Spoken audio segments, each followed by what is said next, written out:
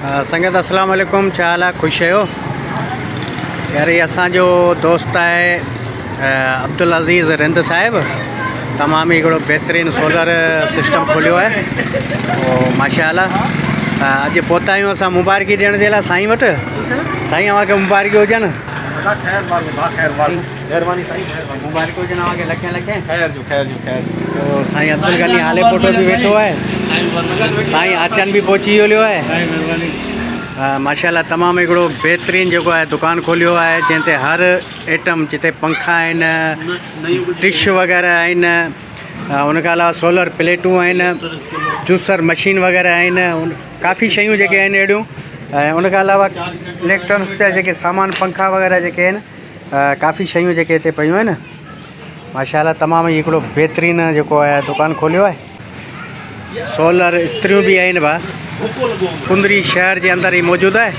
जंहिं बि दोस्त के अगर कुंदरी शहर से लाॻापियल जेके आहिनि उहे अगर जे रियायती सामान वग़ैरह अगर वठणु चाहिनि था त मोस्ट वेलकम। तमामु ही बहितरीनु सुठी क्वालिटी जेको आहे, वारंटी सां गॾु जेके शयूं मौजूद आहिनि। टोटल जेके आहिनि सभु सोलर सिस्टम जा जेके आहिनि आइटम पियल आहिनि, मौजूद आहिनि हिते। वधीक साईं अब्दुल अज़ीज़ वेठो आहे, उनका पुछा करूँ था छा छा शयूं आहिनि, कहिड़ा कहिड़ा आइटम आहिनि तव्हां वटि मौजूदु? साईं छा छा मौजूदु आहे हिते? पाण वटि 7.5 किलोवाट जो MPPT जेको आहे इन्वर्टर भी आहे, MPPT चार्ज कंट्रोलर भी आहिनि काफ़ी कंपनियुनि जा। ठीकु आहे, फैन आहिनि, प्लेटूं आहिनि, इस्त्रियूं आहिनि, जूसर मशीन आहिनि, LED TV जी रेंज आहे, ऐं पंहिंजो मोबाइल चार्जर आहिनि, ऐं गाॾियुनि वारा टेप, ख़ासि कर ट्रैक्टरनि जा जेके शौक़ीन आहिनि उन्हनि जा बि टेप पाण वटि मौजूदु आहिनि। तक़रीबन काफ़ी वैरायटी आहे जेका अल्हम्दुलिल्लाह। अच्छा, हिन में अव्हां वटि पंहिंजो लाइट वारा आइटम भी आहिनि या सिर्फ़ु लाइट वारा आइटम भी पंहिंजा अचनि पिया इंशाल्लाह। हुन मुंहिंजी दुकान ते मौजूदु आहिनि। हिन जो सामान जेको हाणे अचिणो आहे, छो जो ओपनिंग कई आहे ख़मीस वारे ॾींहुं, त जेको कुझु माल रहियल आहे जंहिंमें लाइट जा भी काफ़ी आइटम, जंहिंमें लाइट वारियूं सेवरूं आहिनि, लाइट वारा बोर्ड, शीटूं, पटियूं, तारूं, छो जो गोदाम हुन पासे आहे त उहो वरी गोदाम में हिते एतिरी जॻह न आहे जो माण्हू रखे। आइटम सभु मिली वेंदा आहिनि। साईं अब्दुल गनी बि वेठो आहे मौजूदु हिते। साईं गनी खां पुछा कंदासीं त हिते तव्हां विज़िट कयो आहे, उनमें अव्हांखे छा छा शयूं नज़र आयूं, केतिरो जेको? असीं त पोयां 5-7 सालनि खां यको गॾु ई हू दुकानु जेको आहे उन ते तक़रीबन गॾु हूंदा आहियूं। हुते पंहिंजो ज़ाती दुकानु आहे। असांखे त ॾाढी ख़ुशी थी आहे जो हुननि वरी कारोबार में वाधारो थियो आहे, ऐं पंहिंजा असांजा भाउ आहिनि त अला करे कारोबार में वधीक तरक़ी थिए।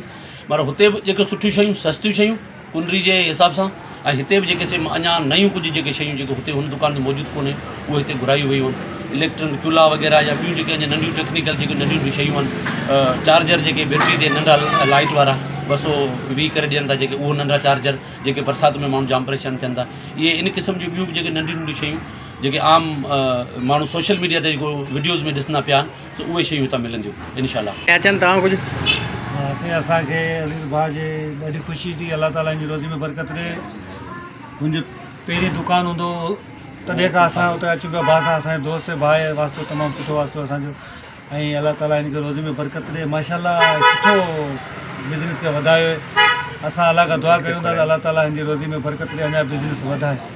अलाए साईं अब्दुल अज़ीज़ पाण जेको आहे असांखे मुबारकी में जेको आहे जिलेबी मिली आहे, जेका जिलेबी साईं आचन जे हथ में मिली आहे। अची हाणे वधीक तव्हां सम्झी सघो था साईं आचन जी छा पोजीशन। दुकान ते जेको मौजूदु ई अतो वेठल हूंदो आहे, तक़रीबन जेको आहे मौजूदु हूंदो आहे हिन दुकान ते। ऐं तव्हां भले अचो। अलाए ये अगरि ये असांजे हिकिड़ो मार्फत सां अगरि को दोस्त तव्हां वटि अचे त उन खां छा रिआयत कंदो, कीअं कंदो, छा? बिल्कुलु असांजी जेको बि तव्हांजे रेफरेंस सां ईंदो, तव्हांजे केयर ऑफ ईंदो, असां उनजे लाइ तमामु हिकिड़ो मतिलबु जेको बि होलसेल रेट आहे उन में असां शयूं प्रोवाइड कंदासीं, मुहैया कंदासीं, वधि मां वधि जीअं ग्राहकनि खे फ़ाइदो मिली सघे, ऐं असांजी जेके बि कुंडरी शहर जी अवाम उनखे फ़ाइदो मिली सघे। ऐं असांजी कोशिशि त वधि मां वधि इहा ई हूंदी त जेके आम माण्हू, मिसकिन माण्हू, जेको उन्हनि शयुनि जी पहुच ताईं मतिलबु उन्हनि जी शयुनि, उन्हनि जी जेके शयूं जेके बि आहिनि ज़िंदगी जे रोज़मर्रा जे लाइ, उहे उनजी पहुच जे मुताबिक़ हुजनि। असां कोशिशि कंदासीं त उनजी ज़िंदगी जे या उनजी पहुच जे मुताबिक़ असां शयूं घुरायूं ऐं उहे मुहैया कयूं। महिरबानी भाउ। अलाए हिते अचण जो जेको आहे अव्हांखे जेको एड्रेस ॾियूं था उहो कुंदरी शहर फोटा रोड जो जेको पंहिंजो बुखारी मस्जिद आहे उनजे पासे वारी गली जेको आहे उनमें जीअं अंदरि ईंदो जो पंजू लोहे वारो दुकानु जेको आहे, मारवी आयरन स्टोर भी आहे, उन सां लॻो लॻ जेको आहे इहे दुकानु जेको आहे सोलर पैनल जेको मौजूदु आहे उते।